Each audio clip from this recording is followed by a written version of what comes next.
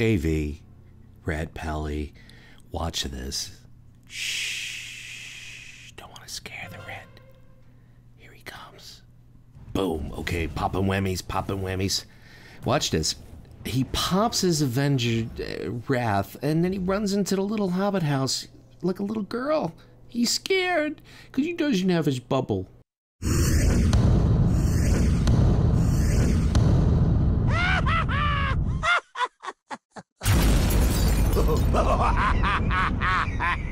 Yeah, this could be one of the dumbest things I've seen in a battleground.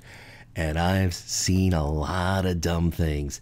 Now, if we cap, they can't win without 4. That's probably the reality. Then you have this other guy, this priest saying, don't cap, they owe mid. Then he's like, never mind. The monk's on his own planet. He's like, I'm going to Fel Reaver. And then all of a sudden the paladin pipes in, rolling on the floor. It doesn't matter. We'd be up by 400. Just cap, which is right. So I pipe in, I say 1350. Hunter's got a sense of humor, saying make it interesting. Paladin says, my God. Druid says, if we cap right now, then the midgets win. Don't do it. Who are the midgets? Tyrion Lannister? The Oompa Loompas? The Munchkins? I have no idea. So now we just lost our second base. We had a 120-point lead, 2 bases and a flag. And now it's a mess. I mean, 1350 made sense because by the time the flag reset, even if the Horde went and got the flag and capped it, we would still win if we maintained 2 bases. This is just absolutely crazy. I'm losing my stuff. I'm like smacking on the keys. Cap the flag, FFS. We know what that means. We know what Ramius, that's me. That's what I said. Ah! Horde have the flag, LOL. I know, but the Horde listened when I told them to cap. So now they cap. They have three bases, and they actually go on to win when we should have won. This is absolutely retarded. The fact of the matter is, I shouldn't have to say cap at 1350, but if you're under incredible pressure, just run and cap anyway. I mean, that's just way too much to type. So I thought I'd review what we learned in our last Noob PVP episode about how and when to use heroism in a battleground. As you can see, sometimes people just don't learn, or they just have to hit that shift that throws them into troll mode, where they just have to do the premature heroism. Now we know that this is going to be wiped off before the gate opens, and that's all fine and good. Everybody can hit as many heroisms as they want, as long as the BG hasn't started and the countdown hasn't started, which it's about to start in like 5, 4, 3, 2 seconds or whatever. Here we go, 10, 9. So, okay, we're in good shape. The heroism's going to drop off. It's going to drop off. We've dropped off of everybody so far. The debuff's going to go away.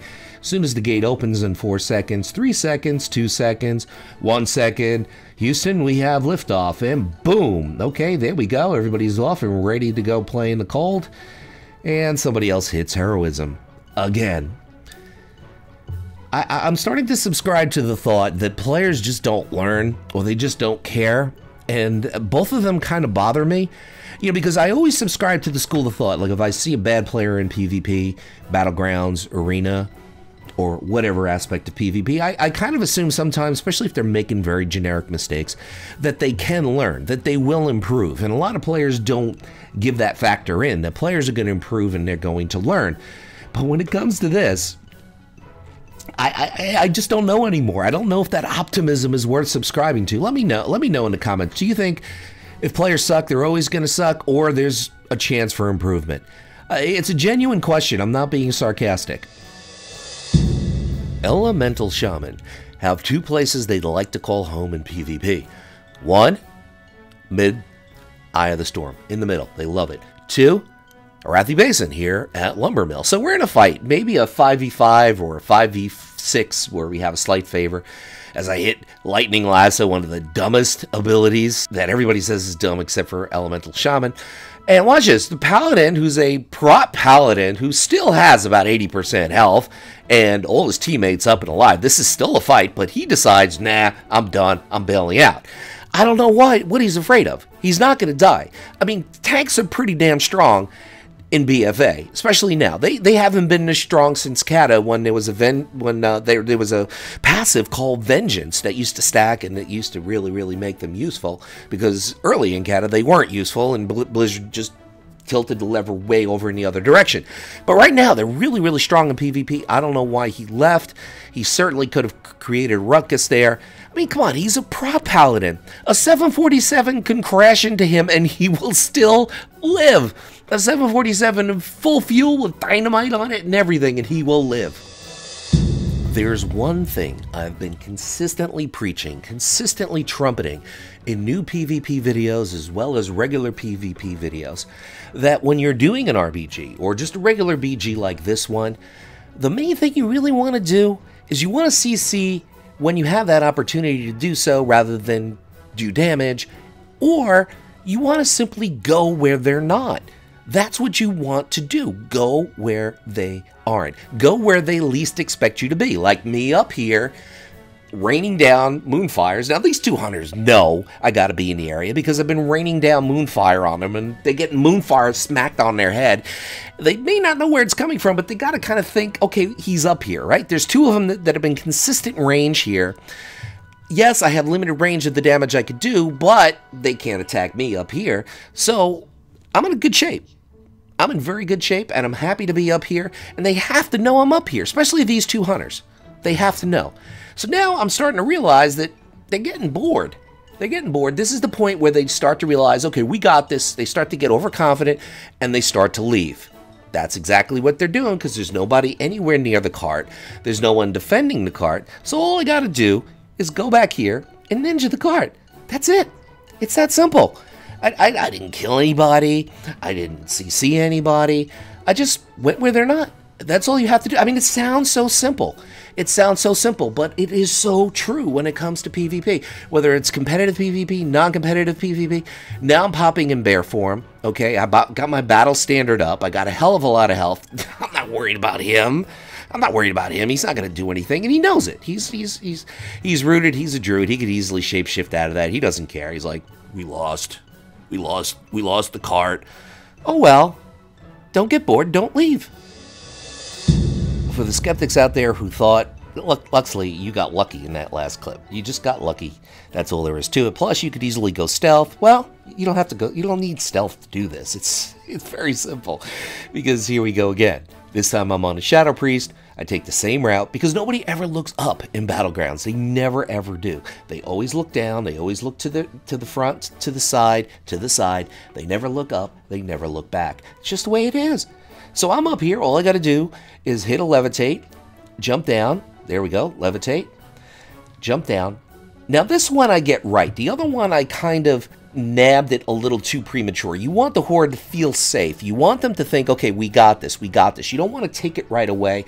You don't want it to start to turn even white right away because you have time. There's no contest here. Nobody here to I have one guy who gets the program, which makes me happy that he's on the same page as me, on the same book, on the same strat, got the right idea, right place at the right time. That's the way you do it, peeps. What do you know? An epic battleground in the snow, also known as Alterac Valley. You know, the funny thing is, Alliance loses this hand over fist. They used to win it, now Alliance loses it. And it's not bad enough that Alliance is losing, except just to really seal the deal, the Horde have to summon this guy to really make it a big, huge, colossal loss for the Alliance.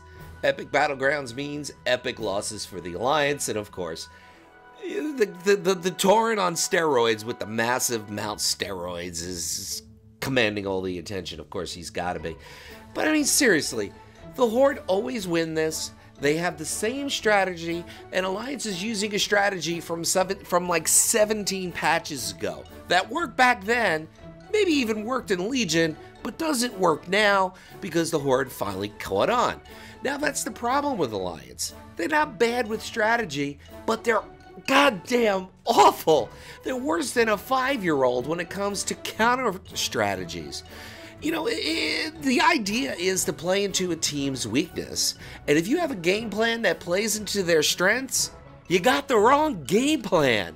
You gotta swing and you gotta change it. But this is something the Alliance just hasn't quite figured it out yet. My hope is probably maybe patch 9.3, they'll figure it out. Meanwhile, we got this monster after us.